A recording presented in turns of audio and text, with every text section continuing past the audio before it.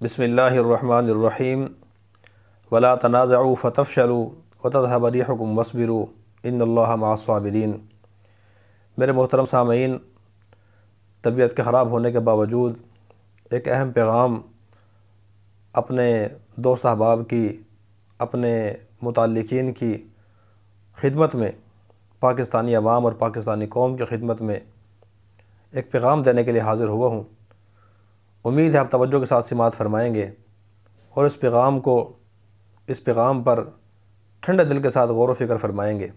اور آگے پہنچانے کی بھی کوشش فرمائیں گے۔ جو آیت میں نے تلاوت کی ہے، اس آیت میں اللہ تعالیٰ جل شانہ نے فرمایا کہ تم آپس میں لڑائی جھگڑا نہ کرو، تم کمزور پڑ جاؤ گے، تمہاری ہوا اکھڑ جائے گی، اور تم صبر کرو، اللہ پاک صبر کرنے والوں کے ساتھ ہے۔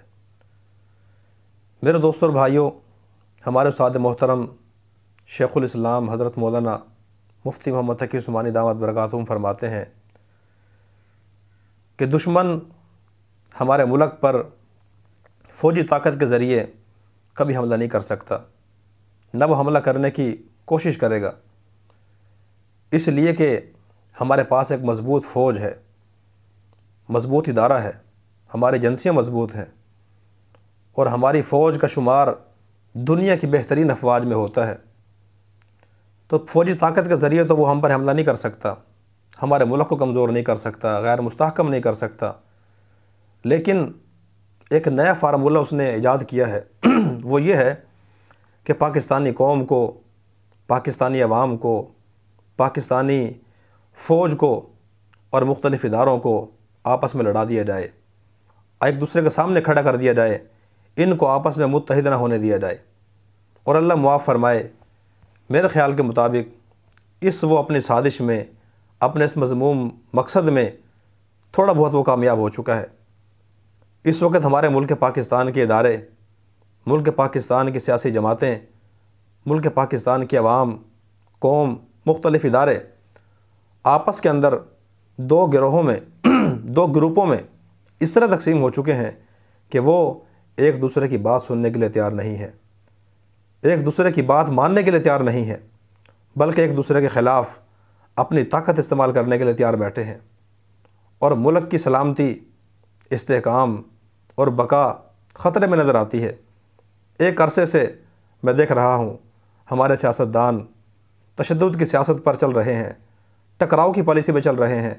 اور تصادم کی طرف چلے جاتے ہیں۔ وہ تو اللہ تعالیٰ کا شکر ہے، اللہ پاک نے اس ملک کو بچانا ہے، اس ملک کو باقی رکھنا ہے، ان شہداء کی قربانیوں کے صدقے سے جنہوں نے اس ملک کو بنانے میں قربانیاں دی تھی۔ یہ خطرات کے باوجود،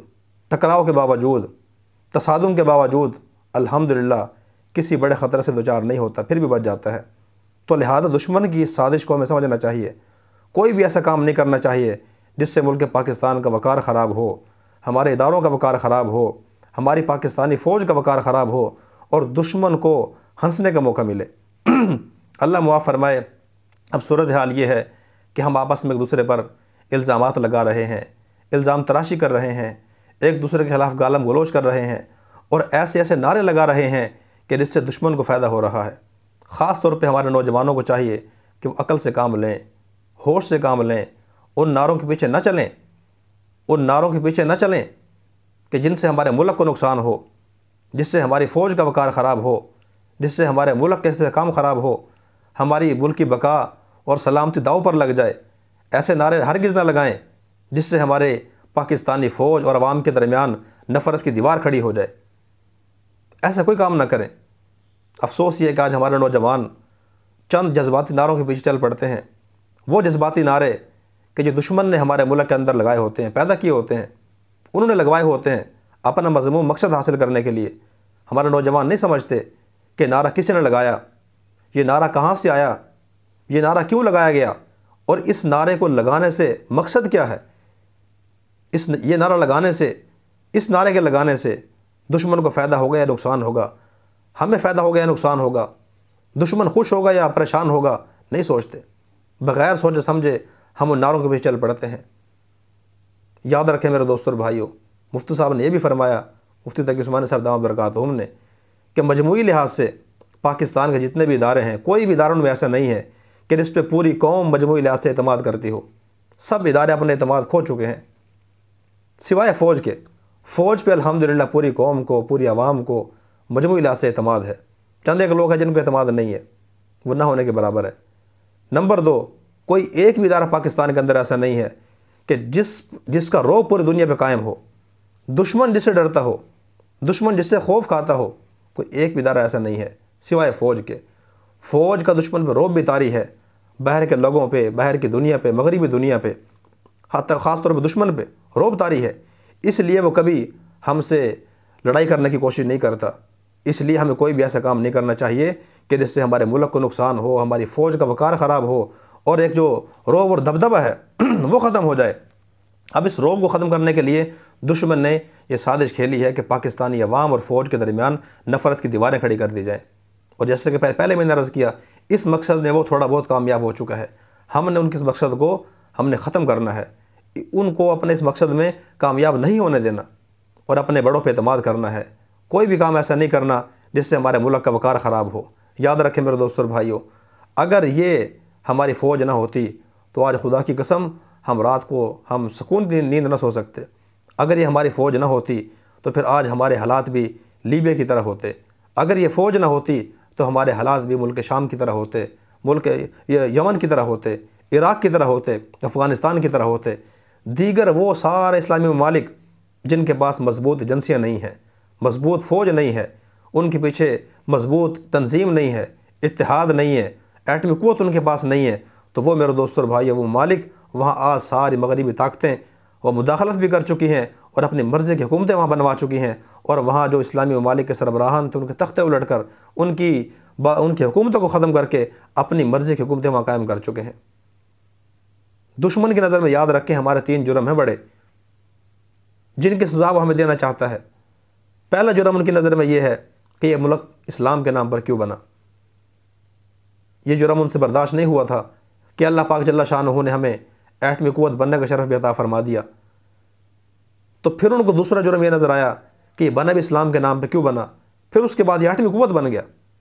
تو ایٹمی قوت ہونا، ایٹمی قوت بننا، یہ ان کی نظر میں بہت بڑا جرم ہے۔ اسلام کے نام پر بننا بہت بڑا جرم ہے، اور پھر اس کے بعد اللہ پاک نے ہمیں ایک مضبوط فوج بھی دے دی، اور مضبوط اللہ پاک نے ہمیں اسلامی آئین بھی دے دیا۔ یہ 3 بڑے جرم ان کی نظر میں جن کی وہ سزا ہمیں دینا چاہتا ہے، جن کو وہ ختم کرنا چاہتا ہے، اور جس کو وہ اپنے ہر طریقے سے، ہر حربے سے کمزور کرنا چاہتا ہے۔ اسلام کے نام پر کیوں بنا، ایٹمی قوت کیوں بنا، پھر اس کے بعد اس کا اسلامی آئین کیوں ہے، اسلامی دفعات کو وہ ختم کرنا چاہتا ہے۔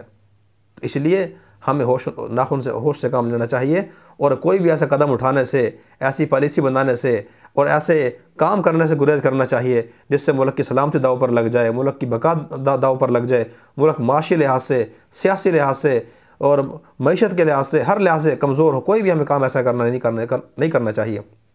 کمزوریاں ہوتی ہیں، مختلف ادارے ہمارے ملک میں کام کر رہے ہیں،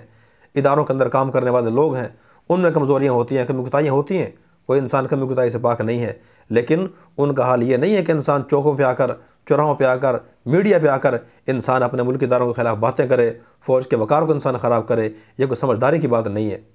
انسان کو سمجھداری سے کام لینا چاہیے، آپس کے معاملات آپس میں بیٹھ خیال کرنا چاہیے۔ بعض ہمارے نادان دوست نعرہ لگا دیتے ہیں کہ یہ جو دہشت گردی ہے اس کے پیچھے وردی ہے، یہ کوئی اچھی بات نہیں ہے، یہ سمجھداری کی بات نہیں ہے، بہت بڑی بیوقوفی کی بات ہے۔ میں یہ کہتا ہوں کہ ہمیں یہ نعرہ لگانا چاہیے کہ محفوظ یہ جو دھرتی ہے، محفوظ یہ جو دھرتی ہے اس کے پیچھے وردی ہے۔ اللہ پاک ہمارے ملک پاکستان کی حفاظت فرمائے، دشمن کے شر سے محفوظ فرمائے، اور پاکستان کے جو اندرونی اور بیرونی دشمن ہیں اللہ پاک ان کے مذموم مقاصد کو خاک میں ملائے، اور ہمارے ملک کے سیاستدانوں کو بھی، سیاسی کارکنوں کو بھی، اور ہمارے اداروں کے اندر کام کرنے والے لوگوں کو بھی سمجھداری کے ساتھ، دانشمندی کے ساتھ، دانائی کے ساتھ، حکمت اور بصیرت کے ساتھ، ٹھنڈے دل کے ساتھ، تحمل، بردبار اور بردباری کے ساتھ ایک دوسرے کی بات سننے کی توفیق عطا فرمائے، اور سمجھداری کے ساتھ اللہ پاک ہمیں فیصلے کرنے کی توفیق عطا فرمائے، اور ہمیں ہر قسم کے خطرے سے بچائے، ہر قسم کے شر سے محفوظ فرمائے۔ پاکستان زندہ باد، پاک فوج